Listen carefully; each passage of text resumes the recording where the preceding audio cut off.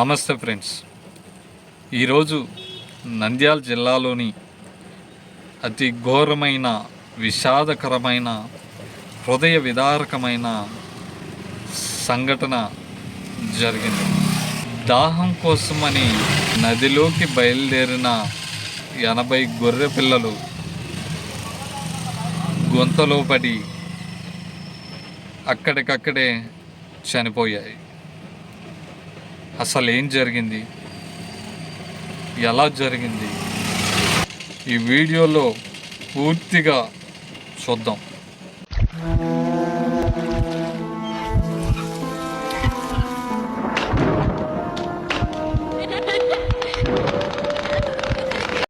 నంద్యాల జిల్లా బనగానపల్లె మండలంలో ఈ విషాదం చోటు చేసుకుంది.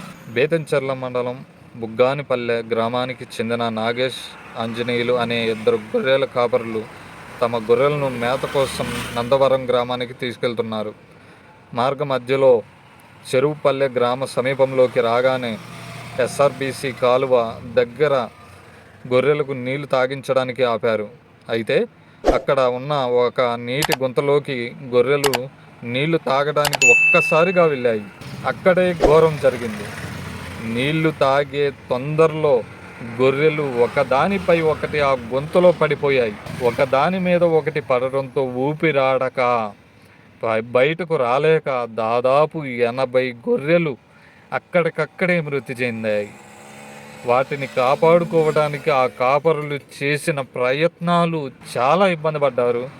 అసలుకి ఈ ప్రమాదంలో దాదాపు 16 లక్షల రూపాయల నష్టం వాటిల్లిందని ఆ గొర్రెల కాపరులు కన్నీరు మున్నీరుగా వెలిపిస్తున్నారు. 6 కాలం కష్టపడి పెంచుకున్న జీవాలు కళ్ళ ముందే చనిపోవడం నిజంగా జీర్ణించుకోలేని విషయం. ప్రభుత్వం స్పందించి ఆ గొర్రెల కాపరులను ఆదుకోవాలని కోరుకుందాం. ఇలాంటి మరెన్నో వార్తలు, విశేషాలు మన ఛానల్ని సబ్స్క్రైబ్ చేసుకోండి. ఈ వీడియో నచ్చితే లైక్ చేయండి, అందరికీ తెలిసేలా షేర్ చేయండి. ఇది కట్టు కథ కాదు, ఇది నిజంగా నంద్యాల జిల్లాలో జరిగిన నిజమైన సంఘటన.